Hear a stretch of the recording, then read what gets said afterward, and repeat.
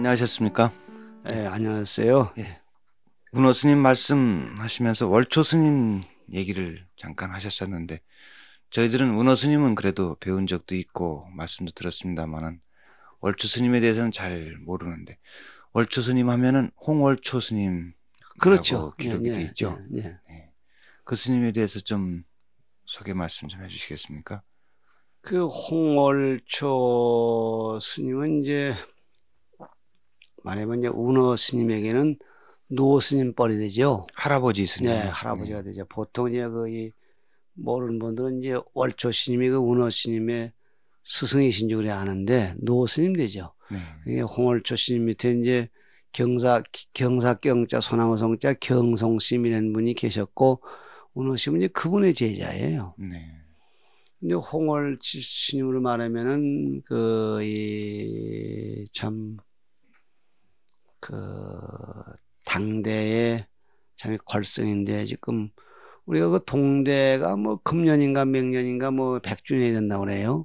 그 동대를 맨 처음에 그 효시를 갖다가 월촌호 스님이 세운 이제 명진 학원 거기다 갖다 기초를 두거든요. 이 명진학원을 예, 창설하신 분이 그렇죠. 홍월초 예, 스님이시고요. 그렇습니다. 네. 이 홍월조 스님이 이제 참 이렇게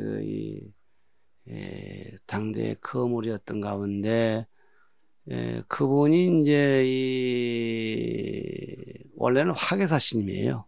화계사. 네, 수유리에 있는 네, 화계사예요. 화계사 스님이고 봉선사에는 지금 이제 전하는 말에 이제 보잘것없는 시인들이 이제 메뚜리나 사안고 이렇게 이제 뭐 이제 그럭저럭 살았는데 홍월초 스님의 고모되는 매춘 고모되는 분 하나가 홍상궁이라고 그 당대 국내에서 그 참 능력이 있는 분이었어요. 그분 반연이 돼가지고 이제 그 당시에 그 고종 황제의 아드님이니까 지금 이제 거의 영춘왕이 되나요? 그분이 이렇게 3살 때 몹시 병이 나서 앓을 때에 참 위독하고 하니까 기도를 좀 해보는 게 좋겠다 이런 얘기가 나와서 이제 기도법사를 추천하는데 아마 그 고모 홍상궁께서 얘기를 한 모양이에요. 홍월초래 한 분을 기도를 시키자 이래가지고 운문사 사례울에 가서 기도를 100일을 했는데 80일을 하니까 거의 뻘건이 할아버지가 보재기를 쓰고 와서 이렇게 머리를 식히려다 보면 자다 일어나서 음식을 찾고 병이 났다는 거죠. 그게 이제 고종이 감화돼 가지고 참 수행을 착실하는 분이 나오고 칭찬하면서 이제 상으로 내린 게 이 가련동 수국사예요. 그때 이제 그때 토지를 그때 참 즉석에서 이제 이렇게 국내에 왕후와 태자와 이런 분들에게 이제 화주라고 또 대신들이 모두 화주를 해서 시주를 해가지고서 그때 토지를 그 뭐 몇 평이다 지금 생각하는데 한 300석지기를 그 토지를 모으고 절을 짓고 그렇게 해서 수국사라 그렇게 하고 이제 계시는데 해방이 돼가지고 한일 합방이 돼가지고 이제 30일 본산 제도가 생겼죠. 그 이제 본산 주지가 처음 나오게 되는데 이제 그 본산 주지는 총독부에서 임명돼 있거든요. 그래서 이제 이 홍상궁이 참 합방은 됐지만 왕궁의 권위를 뭐 인정한다 그런 뭐 줄이 조금 남아가지고 예형상 그래도 이 정치라면 일제가 되는데 그런 부분은 조금 어떻게 줄이 어떻게 닿았든지 봉선사 주지로 내려오시게 되죠. 홍월초 스님이. 근데 홍월초 스님이 이제 오셔가지고 이제 봉사 주지로 왔는데 봉선사 본래 있던 분들이 상당히 이제 거부감을 느끼고 하는 걸 설득을 잘해서 이렇게 했다고 그러는데 하여튼 그 봉선사 오셔가지고서 이제 이 봉선사 주지를 하시면서 이제 이 동대문 안에다 이제 동대문 밖에서 동대문 밖에다가 이제 원흥사를 짓고 그 원흥사에다 이제 명진학원을 만들어서 이제 전국의 각 사찰의 재산들을 넣게 그래 했죠. 그분이 학교를 하게 된 동기는 두 가지가 있더라고요. 우선 현대 교육을 시켜야 되겠다는 게 하나고 또 그 당시에 어떻게 된 뭐 법이 누가 학교를 세우겠다 하고 학교를 이제 어디 재산을 좀 넣어달라고 해서 그 소유자한테 도장만 받으면 그냥 그 학교 땅이 돼버려요. 그래가지고 그 당시에 절당들이 많이 그 지방의 학교로 넘어갔어요. 그 이해가 강화 적석사가 재산이 참 많았는데 강화국민학교 재산으로 다 넘어갔다는 거예요.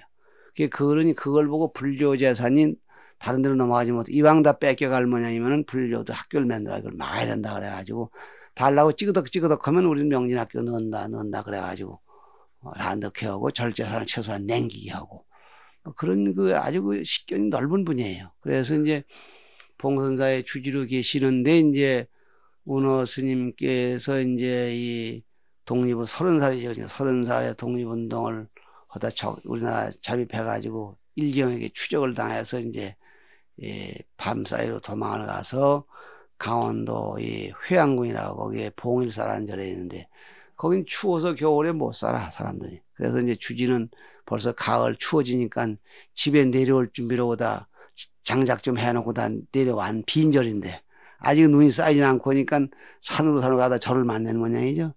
거기 운어 스님께서. 예, 운어 스님 거기 들어가서 이제 죽은 머리 깡내는 아셨으니까 거기 뭐 칼 같은 게 보이서 혼자 백골을 치고 또 뒤져보니까 이 승복이 있어 그걸 주워 입고 이제 장상을 짓고 또 앉았으니까 이제 혼자서 머리를 깎으시고 예. 득도를 혼자 하시는. 예, 그렇죠. 자수 삭발이죠 이제.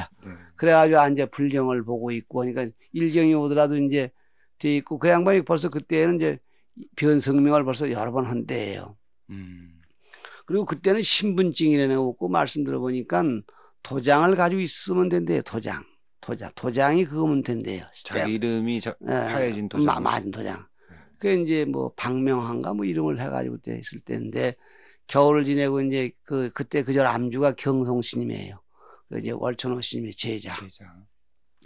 그러니 봉선사에서 이제 막까지나 잡수고 소리나 꽥꽥 지르는데 이게 한 손에다 쌀 한 가마씩을 들어서 척척 싸는데 이렇게 들고 가요. 그러니까 굉장히 기운이 세죠. 그런 분인데 이제 봉선사에서 어떻게 이제 나와서 탁발 다니고 이제 이렇게 하다가 이제 그 절을 못쓰는 절이 그걸 맡았겠지. 맡아가지고 겨울에 이제 이 민간집으로 어떻게 방을 빌려 살러 내려가는 사이에 이제 겨울에 올라와 보니까 난데없는 젊은 중이 하나 와 있거든. 그 자네 누구냐 이게야. 일어나 절을 하고 이제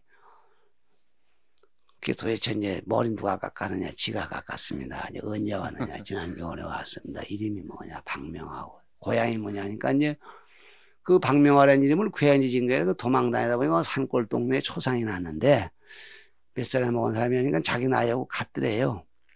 자기 나이하고. 그 사람 이름을 쓰는 거야. 주소도 거길 대고. 죽은 이의 이름을 빌렸군요. 네, 빌렸죠. 그러니까 혹시라도 그이가 죽었다는 아닙니다. 딴 사람입니다. 아니 이렇게 하면서 이제 거짓말 많이 하셨지 그 양반도 그 보면. 이제 그렇게 되고 숨어 사는데 경성 스님은 이제 이 무식한 양반이니까 상자가 귀한 참에 상자 생긴 것만 좋았지. 이 사람이 무슨 위험인물이라는 건 전혀 생각을 못한 거죠. 그래가지고 이제 거기가 이제 이 유점사 말사인데 유점사에서 무슨 공문이 오면 한 30리나 40리 가지고 가서 읽어보고 또 이제 답변을 뭐라고 좀 써달라고 그러면 쓰고 공문을 보내고 그러니까 뭐 아주 참 뭐 우습게 하고 지냈는데 됐네 나하고 내 상자하게 그러겠습니다. 머리 깎은 거니까. 그 신임 상자가 된 거예요. 그렇게 해가지고 이제. 그래서 일자무식인 이제 경성 스님의 상자로 제자로서 이제 일대 이제 학자가 이제 이어진 거죠 이제. 그렇게 해가지고 이제 하루는 공문이 왔길래 자네가 볼 줄 아는 거 하니까 일어 섞인 공문이니까 잘 보시죠. 이러이러한 내용입니다. 그 답을 좀 할 수 있는가? 이러이러한 부분을 스님이 결정을 하셔주셔야 이렇게 되면 좋겠어요. 공문해 보니까 유점사에서 빨갛게 뒤집어진 거예요. 하루 가니까. 어째서 공문이 좋아졌느냐? 그러니까 내 상자가 생겼습니다. 이 사람아. 그런 상자는 그 구석에 놔두면 안 돼. 이리 보내가지고 공부를 시켜야 돼. 그랬단 말이에요. 좋지요. 데려다 준 거예요. 데려다 주니까 유점사에 당장 이제 참 그때 어디서 거지 기회를 어디서 받았냐 그것도 없고 그 스님한테 절 한 번 한 게 그냥 5개씩에 다 받은 거예요. 그 유점사에서 대번 이제 그냥 이 서기 소임을 하는 거예요. 그러니까 이 양반은 좋아 죽지. 일자무식이 상자가 팔자에도 없었는데 이게 들어와서 내 상자가 유점사 석이다. 재고 봉선사를 쫓아왔어. 봉선사로. 예. 그 이제 당신 신임인 월천 오시면한테 신임 제가 상자를 드렸습니다. 자네 행편에 웬 상자가 네. 글이 썩 유식합니다 그랬더니 네. 자네가 남 유식한 걸 어떻게 알아? 이름자도 모르니까 예. 남 유식한 걸 어떻게 알아니까 모두 그립니다요 이 말이야. 누가 하니까 유점사에서 홀딱 반했습니다. 어떻게 얘기를 쭉 거니 아차 큰일 났거든. 월천시 보니까 그때는 상자 하나 그 똑똑한 사람 받아들인다는 게 아주 치열한 전쟁이라 전쟁. 아, 그때는 그 인재난이 인제 그렇게 욕심들을 냈지 그렇게. 예. 그래가지고 가만히 보니까 이건 앤 뺏긴 거거든. 손자를 갖다가 엉뚱한 데다가 이제 뺏겼지. 거기다 네. 또 거기도 건당하고 해서 거기 식구 되는 거 아니요. 그래서 당장 차비하고 뭘 해줘가지고 편지 또서 이 양반이 또 능숙하니까 조선 총독불 모두 들어온 데를 시용아들을 하면 뭘 어디 돈을 갖다 꾸려 됐든지 뭐 쇠갈비를 됐든지 해가지고 그냥 말이라도 자거나 시용아버지라고 그리고 뭐 시금씩 죽는 신용을 하고 남들 보는데 그렇게 해놨거든요. 그래 이제 편지 2통을 써서 한 통은 그 유점사 그 조실스님이 누구라 하더라고. 그 스님한테다가 이 아이는 그 내 손주 상자인데 지금 요 시봉을 해가 마땅치 않으니까 이 사람 가는 즉시로 보내달라 그거야. 그리고 편지 하나는 이제 걔를 주워서 오다가 경찰이 보면은 내가 조선 총독부 암흑의 시영 아버지 홍월초 부탁하는 말, 이 아이는 내 손주 상자인데 도중에 무슨 검문 경찰들 필요하게 괜히 그러지 말고 이 아이는 그저 이유 불고 무사 통과시켜 달라고. 그래서 여기를 데려다 놨어요. 데려다가 이제 시키는데 이상한 사람이 그 홍월초 이름으로 오긴 왔지만은 일경이 볼 때 아무래도 꿀이 나가거든. 그러니까 이 양반이 오고 나는데 요 뺑들어 지서가 3개가 생겨서 하루아침에 그 이상한 놈들한테 지키라고 축서곡에 하나 요 내촌에 하나 태교원에 하나 3군데가 딱 생겨서 이제 지키는 거야 이렇게 이제. 운호 스님이 수상하다고. 장현에 장현에 이제 그런데 이 노장님은 이게 독립군 자녀라는 걸 독립군이라는 걸 알아 벌써. 알아. 밤에 들어왔다는 거, 뭐, 이렇게 했다는 거, 자기 손 머리 깎았다는 거, 글 잘한다는 거. 조금만 생각하면 알잖아. 그 월초심 그걸 아는 거요. 알면서 그걸 모른 척 하고서 이제 그 1년인가 지내가지고 이제 지낸 일을 바로 대라, 그지? 바로 대라. 그 이래 가족이 지금 저기 북한도 가야 되니까 당장 가 데려오라고. 그때 돈을 뭐 1,000원인가 뭐 2,000원인가 얼마나 해줘가지고.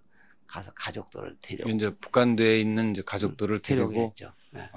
그 연보를 갖다 이제 운호선사 어문집이라고 해서 이제 한 4년 전인가 만들어가지고 그 연본 다 나왔는데 지금 연된다 기억을 못 하겠네.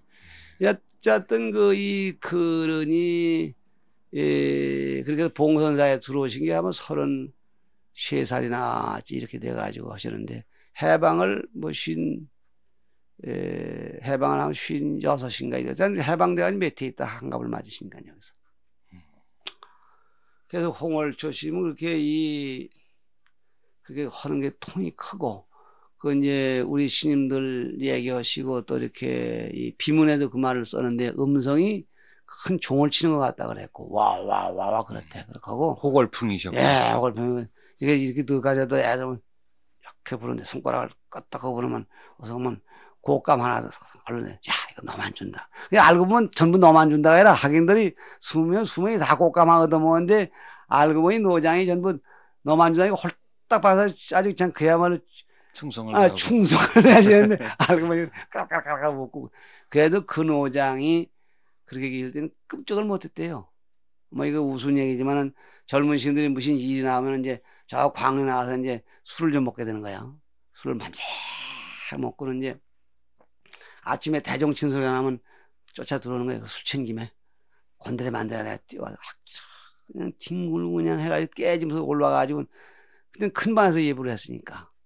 근데 큰 방에 장삼을 이렇게 거꾸로 뒤집어 입는 놈이야. 뭐 뒤집어 입는 거꾸로 해가지고 그제 예불 때 그 정거나 마치면 그 시봉을 시켜서 예불에 누구누구 안 나왔대. 그럼 부르셔. 그러면 이제 누구누구 안 나왔습니다. 그래 아시거든. 오라고 그래라. 그러면 감기가 들어서 못 간다고 여쭤라. 그래도 오라고 그래라. 야, 그럼 죽으면 어떻게 데려. 오라고 칼라치면 머리가 어떻게 아프냐고. 머리를 좀 만져본다고 바짝바짝 코에다 콜 대는데 이쪽으로 내면니까 머리만 대고 코를 대. 야, 이쪽으로 좀 돌려라. 이거 왜 이렇게 코가, 저기 머리가 뜨끈뜨끈하구나. 얘들아, 이거 머리가 감기가 되게 왔구나. 그래서 거기다 붙들어 앉혀놓고는 칼국수를 뜨끈뜨끈해서 먹이고, 감기엔 칼국수가 약이라고 그렇고 먹이고, 노장이 뻔히 그냥 그만치 그냥 휘어잡은 거지, 대중을. 아주 호래이래요. 그러니까 그거를 우리 스님은 이제 그런 음덕을 아주 소중히 생각할 것이죠. 좀 어떻게 보면은 대강백이신 참 운호 스님께서 좀 일자무식인 일자무식, 은사를 주셨고, 일자무식 그냥 욕을 잘하고 쌈 잘하고 아주 욕쟁이고, 그냥 아주 요즘 말로 아주 막중이에요, 막중. 예. 예. 또 독립운동을 하셨던 분이 또 홍월주 스님은 또 총독의 예. 수양 아버지면 수용하더 그렇지. 예, 그래가지고 친일을 혼자 다 하는 것 같아. 친일하는 예. 분의 예. 또 손주상자가 손주상자가 되고 하는. 근데 친일은 사실은 A형적인 친이지 내용은 또 독립자금을 또 계속 보내거든요. 예. 예, 그땐 그렇게 살았어요. 예, 광동학교는 이제 1945년도에 이제 이 8.15로 이제 그 해방이 되는데 이 운호 스님이 발빨랐어요. 그해 9월 17일 날 이 대중을 아니 그 전에 해방되자마자 대중들 모아서 이제 사찰 재산을 다 넣어서 학교를 만들자는 얘기와 또 이제 나머지 이제 흥룡사 흥룡사하고 저기 수국사 봉영사 그리고 이제 저 어디엔가 저 이렇게 그 5군데예요. 그 지금 이제 가평 현등사 이렇게 5군데 사찰 재산을 제 넣어서 학교를 만들자고 입을 모아놓고 이제 기부행위 그 도장을 받아가지고 9월 16일인가 17일 날 이 장현 면민대회를 열어요. 유지들 모아서. 광동에. 예, 아니, 장현 면소재에 가서. 네네. 봉선사의 재산을 그 당시 45만 평, 임야가 1600정보. 이거를 이제 재산으로 내놓을 터이니 지방에서도 이와 상응하는 재산을 좀 모아서 내라. 그래서 누가 그 돈 가진 사람이 있었대요. 이범재라는 분이. 그분들이 그만한 돈을 낼 수 있는데 낼 줄 알고 그랬는데 그분들은 내진 않고, 학교를 이제 하겠다고 해서 그러니까 46년 4월 8일에 개교가 돼요. 그때 행정도 좀 엉성했던가 봐. 그래가지고 학교를 하는데 이제 봉선사에다가 이제 이 청풍로 뭐 이런 데 모두 막아가지고 법당만 빼놓고는 그냥 학생들이 있고 공부를 하고 선생들은 숙소를 그럼 쓰고. 봉선사가 학교가 됐습니까? 봉선사 학교가 됐었죠. 예. 그래가지고 이제 밑에 이제 가르치고 이제 그렇게 했더랬는데, 지금 월초 노스님이 이제 월초 노스님은 이제 그렇게 월초 노스님이 애끼시고 이제 그런을 강사를 만들고 뭐 봉선사에도 홍법강에는 강원이 있었어요. 그 외정 때. 네. 월초 노스님이 원력으로 만들어져 가지고 그런 재산들을 모두 이제 이 광동학교에다 집어넣으셔서 학교를 만드셨죠. 학교를 만들어 가지고 교육을 하시고. 그래서 나 운호 스님을 뭐 얘기가 좀 가닥이 땅 가닥 나가지만은 운호 스님을 한 4가지로 이렇게 얘기를 해 옳다 그러죠. 하나는 독립투사이고, 의지가 정신이 투철한 독립투사이고, 두 번째는 이제 뭐냐면 입산하셔가지고 철저한 수행승이었었어요. 그건 몰라요, 다른 사람들은. 또 세 번째로는 이제 내외 그 학문이 아주 도저하신 분이고, 네 번째는 투철한 교육감이다, 저분이. 그래가지고 이 해방되자 1946년도에 학교를 열어 학교 개원을 하고 47년도에 법인 허가가 나와요. 그 당시에 해방돼가지고 절마다 학교를 많이 했는데 다 유지를 제대로 못해가지고 다 그냥 남에서는 넘어가고 그랬잖아요. 근데 우리 봉선사는 그때 세운 학교가 지금 중학교 하나, 고등학교 하나, 그리고 이제 여자 고등학교 하나 의정부 있고 해서 말하면 학교가 셋이죠. 그 학생들이 세 학교에 한 2,500명. 아마 지금 각 본사마다 이렇게 운호실만 지금 그런 걸 내다보고 이렇게 갖고 오시면은 지금 이 교육에서 이렇게 많이 밀리지 않을 거라는 생각을 합니다. 네, 그렇군요. 네. 스님 범어사에서 운호 스님 모시고 또 공부를 아까 하셨다고 그렇게 말씀을 쭉 하셨는데 범어사에서 공부하실 때 얘기 좀 들려주세요.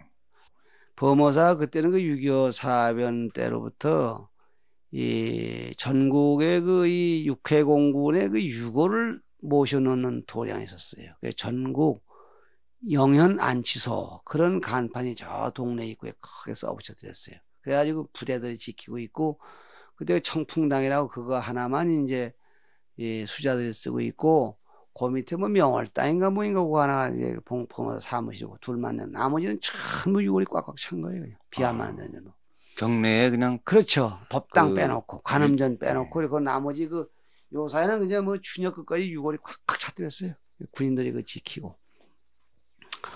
그런데 이제 그 이 7월 며칠 16일인가 며칠 날 이제 휴전 협정이 이루어지고 그해 이제 겨울이 됐는데 이제 그해 겨울 12월 때 눈이 하루는 참 많이 왔어. 그 12월 크리스마스를 한 닷새인가 앞두고인데 눈이 아마 거의 배꼽까지 올라왔었어요.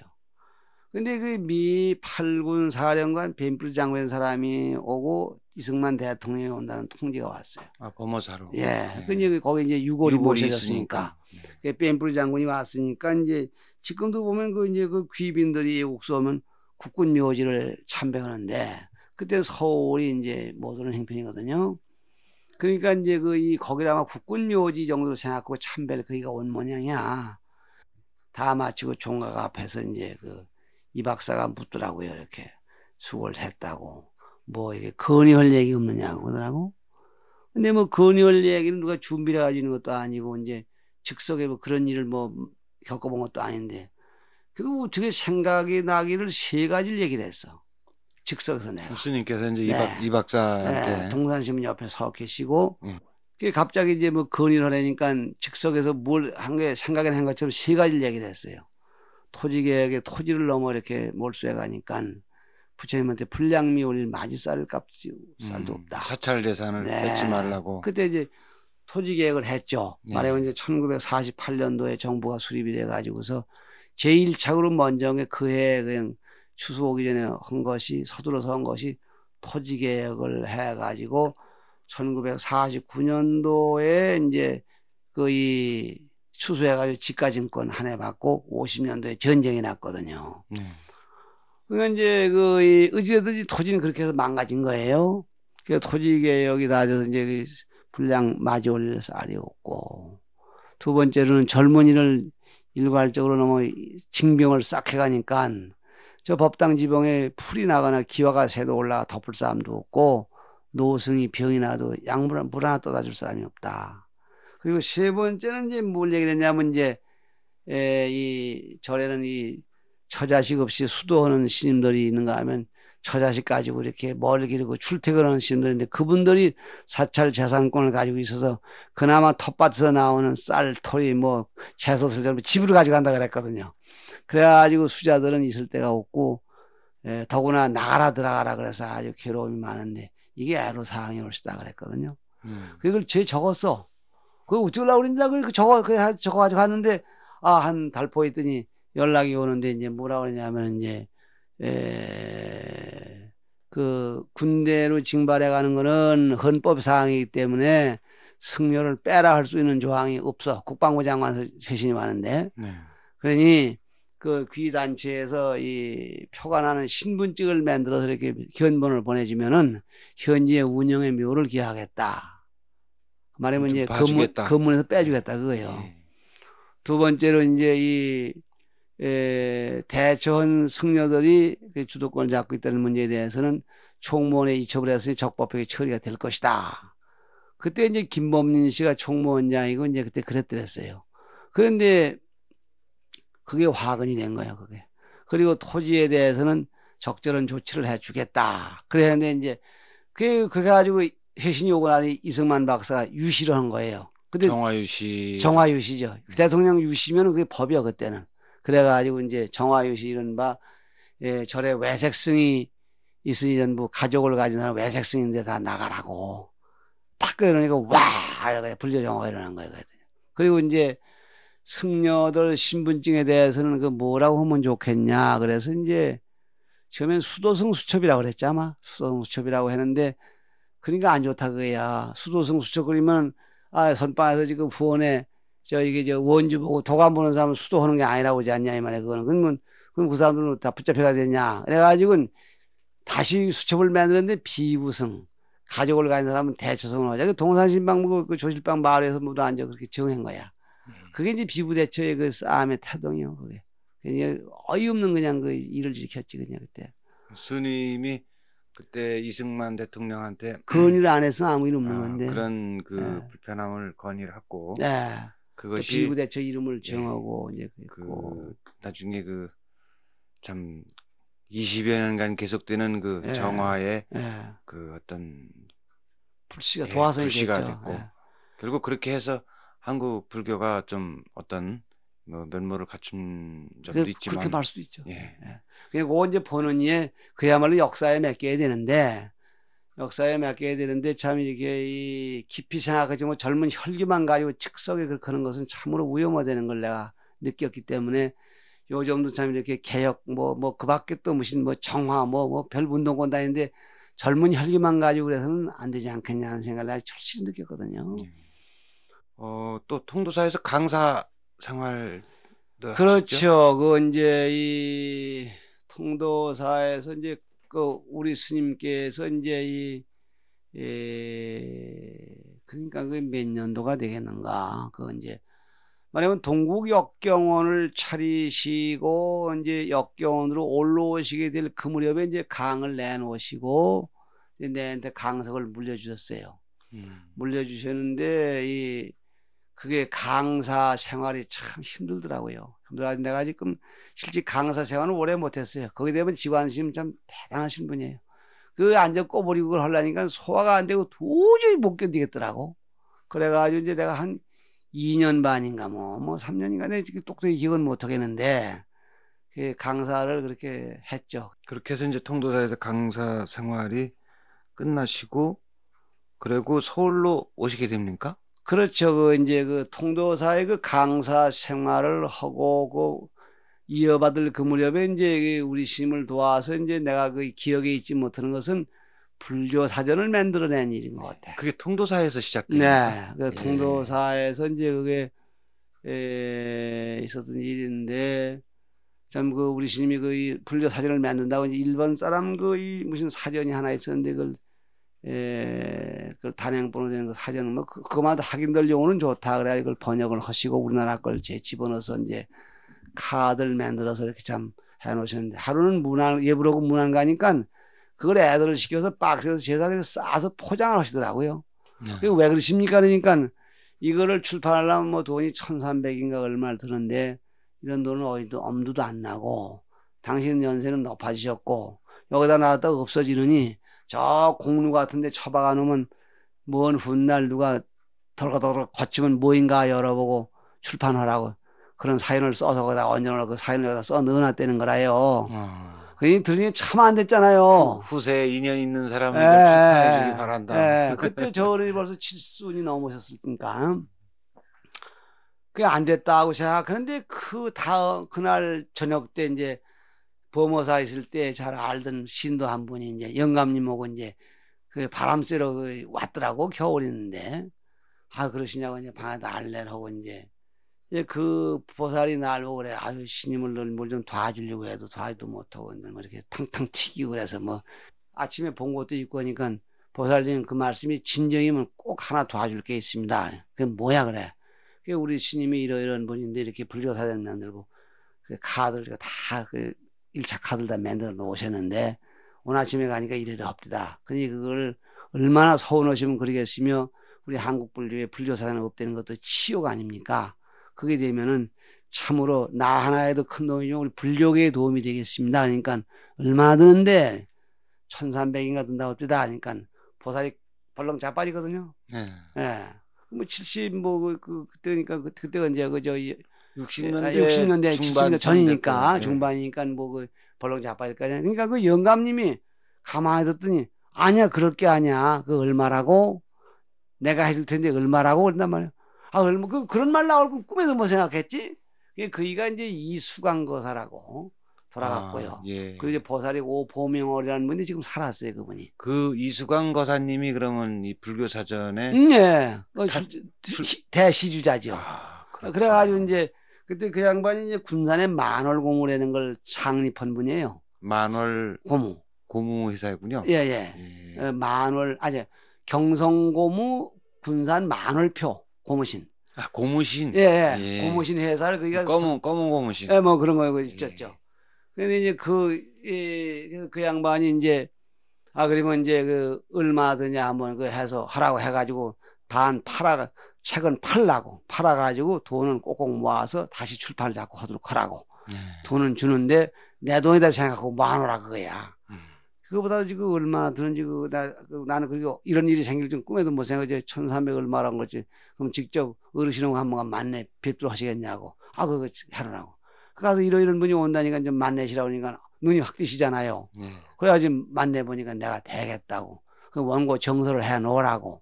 그러면 이제 3개월 후에, 뭔가 3개월 후인가 4개월 후인가 이제 원고를 다 쓰면 이제 돈을 주기로 했는데, 그분들이 떠나고 난 뒤에 가만히 생각해 저분들이 가다 마음이 바뀌면 어떡하나. 신임이 혼자 쓰면 더디니까 그러지 마시고, 이 똑똑한 제자들을 모두 불러들여야 할 카드를 정서하라고 그러면 되지 않습니까? 그러면 빨리 되니까 빨리 돈을 달라고 그럽시다 해서 그 좋겠다. 그 뒤따라가서 그 돈을 받아왔지 내가 그냥 이렇게 한다고.